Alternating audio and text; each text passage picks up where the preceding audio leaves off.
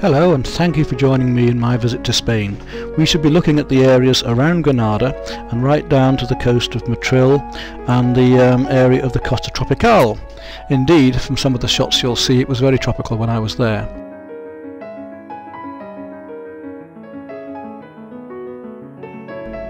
My visit was during spring, and so we see the early butterflies and some wonderful flowers and bushes coming out into blossom and bloom around the mountain areas.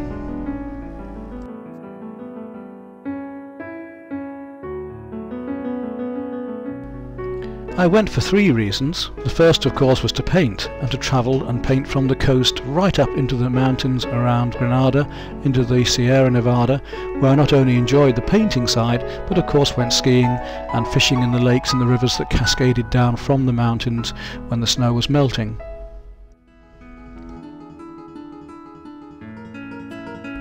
And the third area I'm going to show you is of course the natural history, the wildlife and the insects, the birds and the flowers of the countryside and surrounding area, which all help to make a wonderful stay, a wonderful visit.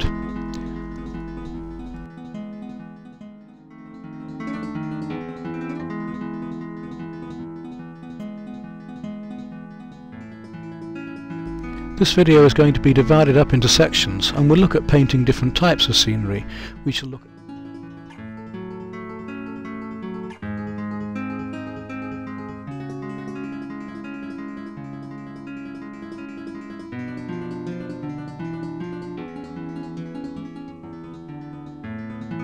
Even doing these few shots here, you see the different types of work we could do, from zooming in on flowers and doing quite delicate work with watercolour or watercolour pencil, to maybe the use of a much more lively approach here with watercolour and pastel over the top.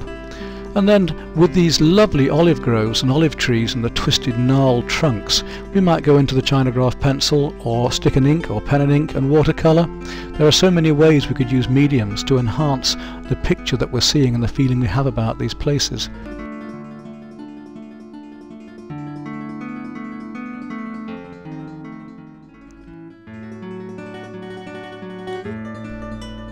These two particular shots would work rather well either using acrylic paint over the watercolour and tinting in, or by using masking fluid and then working up the flowers afterwards, having done a wet into wet background. Here you see the amount of oranges that are swept down the rivers and pile up around the lakes there. It's quite an unusual and incredible sight, and of course you've got these very bright colours against the more earthy colours of the Spanish background. Carp thoroughly enjoying themselves, sucking at the orange peel and bringing off little insects there.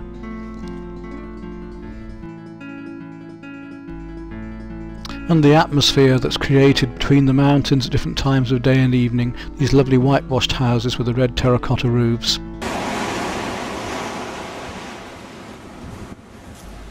Unfortunately, with the many programs that have been on about travelling and buying properties abroad, it's getting much harder now to find a bargain. You can still find properties reasonably priced further inland, but along the coast now it's been far more developed and it's far harder to find a cheaper property. Many of the villages have their own public springs where you can take water and collect water, and the villagers themselves collect this and use it rather than actually using the tap water. Here are my brushes. When I'm travelling I have to keep both the tools and materials to a minimum, obviously, both for the flights and cases and for where I'm staying. And then make notes of the colours that I'm taking with me. Since this video was made, I've added two more colours to this palette of Quincridrome Red and Quincridrome Yellow, both wonderful colours and strong colours for doing red roofs and terracotta work.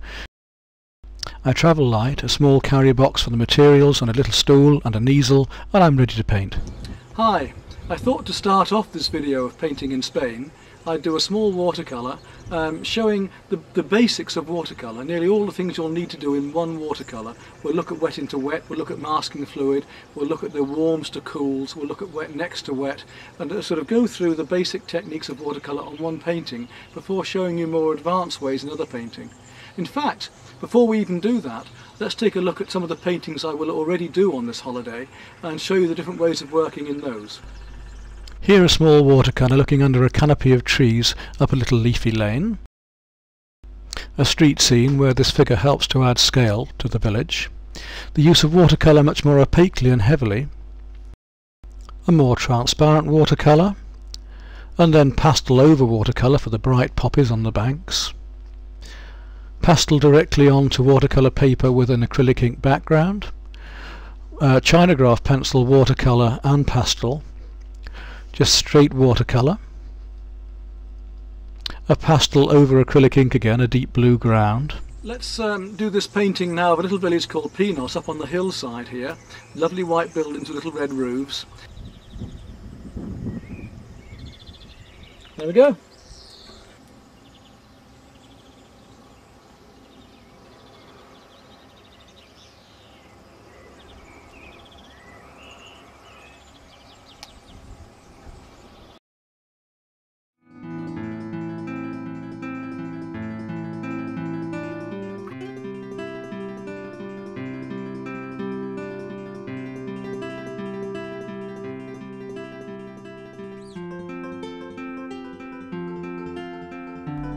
Once you got away from the general tourism and madding crowds of the coast, up in the mountain there was some absolutely gorgeous and glorious scenery and wild flowers that you'd be proud to have growing as a garden in your own home.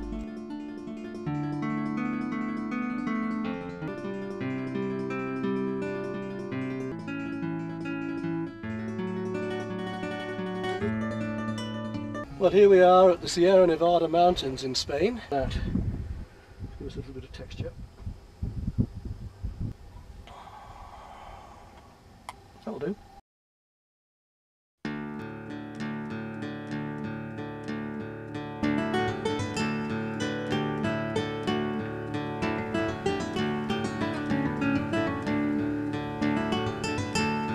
Perched high up the hillside, a small white village with the mountains and snow behind. Not an easy scene to paint at all, as I was to discover.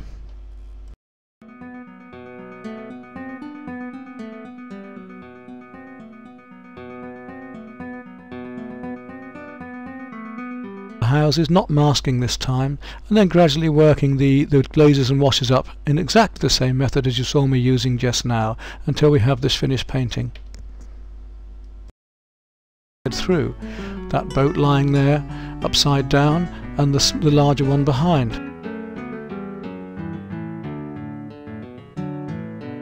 Choosing pleasing angles, the way that one thing leads into another and the eye is led through the picture, or like a snake around, weaving its way in and out of the composition.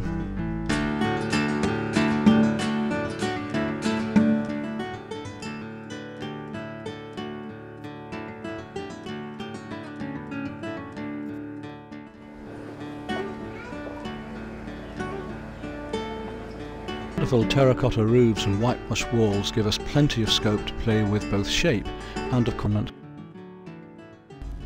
Let's have a go at painting a small street scene now.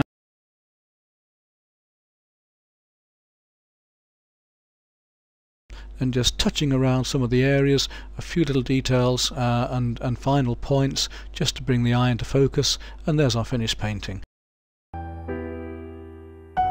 And again I say, keep your camera with you, your little digital or your snap camera, and having something to remember with this technique is that you need to paint the watercolours more heavily than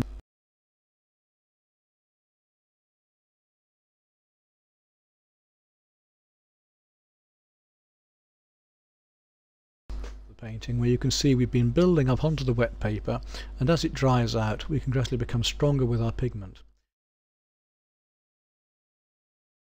From which I took this shot and then did this watercolour later on in the studio. I've used masking fluid for the stamens, and then all of the rest is painted in straight watercolour. In watercolour. And the rivers and lakes there are teeming with fish. There's so much insect life, and of course the water's warm for most of the year. I decided to use one of these shots later to play with these patterns and shapes that were made by the surface of the water reflecting the light from the sky. And then we put him back, unharmed and none the worse for wear, but a bit wiser next time. Well, that completes our wonderful break in Spain.